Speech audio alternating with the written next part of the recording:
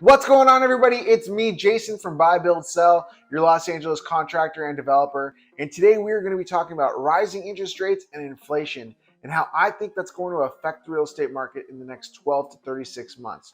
So if this is something that interests you, come on and let's take a look. If you turned your TV on right now, how long would it take for someone to mention inflation or rising interest rates? Let's get into it. One of my favorite quotes that I can relate to in times like this is Warren Buffett's quote, "Be fearful when others are greedy and greedy when others are fearful." To me, this resonates so much. When you see fear in the marketplace, to me, that's the time when you can really take advantage. That's the time when you can really be greedy about what's going on and kind of focus on what you want to do. So even when there is a downturn, focus on what you want to do and your genuine direction of outcome. This is the time. So, these are good things, in my opinion. My biggest experience in a time of uncertainty would really be when COVID first started. To be honest, I'm just in the mindset of this is my job. This is what I do. I buy, I build, and I sell real estate. For me, there was never any sort of thought of, okay, what do I do next? Like, people who are just investors in the market might decide to kind of slow down or take a slower pace at what it is they're doing. But for me, this is my job. Like, it's not like I have a side business where I'm selling furniture or whatever. This is my business. So if I don't continue to buy properties, build them, and sell them, everyone that counts on me and that I support is up a creek without a paddle. Even in those times, I really didn't take my foot off the gas. Not only that, I probably pressed in a little harder, which is questionable. Do you do that or do you not do that? So let's get into some of the talking points about where we're at right now. The main thing you need to understand is nobody knows what's about to happen.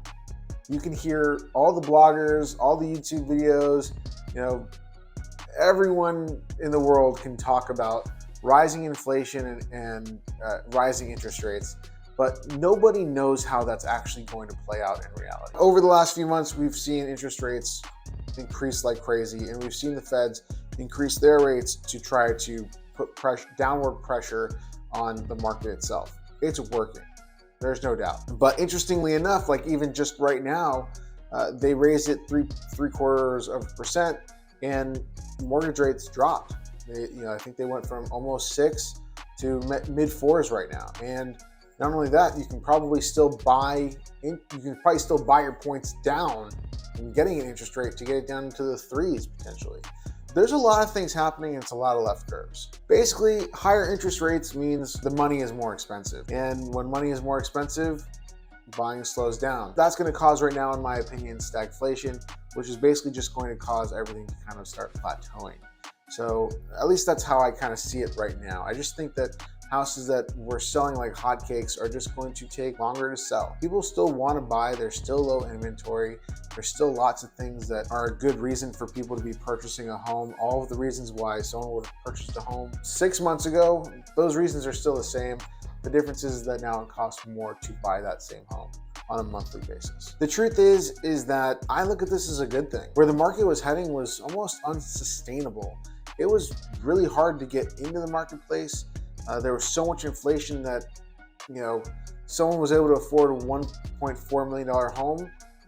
By the time they were able to actually put a deposit down and actually get a loan for that house was going for 1.6, and they just couldn't keep up with it. It kept on going ahead of them. Interest rates were historically low, which really made money super cheap, which allowed people who may not have been able to buy property were able to buy property. Even properties that may not have sold well, or you would have never taken a second glance at in the first place, now all of a sudden was attainable. So things that may not have sold so quick were selling really quick because of this interest rates and everything that was going on in the market. But what's even more impressive is that even today, when interest rates, in our opinion, in my generation, are high, when you zoom out over the lifespan of mortgages and real estate and all the other things, like today it's still low. Like my parents bought a house, it was 14%.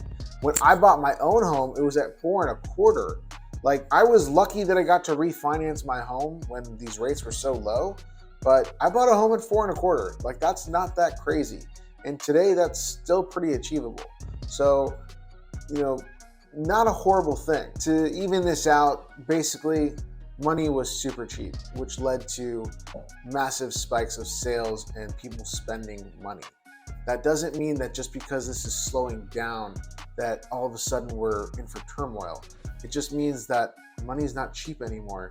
So that spending is going to slow down. Let's take that for what it is. The bigger thing to really think about with all this talk of rising inflation and interest rates in the real estate market is really that there might be some short-term volatility, but overall, we're going to experience longer, better, sustainable growth. Basically, who can disagree that strong long-term growth is not a good thing? In my opinion, I definitely look forward to that. I want to be able to go look ahead in 10 years and know that I've had steady growth. Sure, quick spikes are always appreciated and fun and an intense ride, but overall, we're all just looking for the same thing, steady growth. Real estate's always going to be a good investment. Like they say, there's only so much land. They're not making more of it. So buy what you can. You can go back to the 1980s.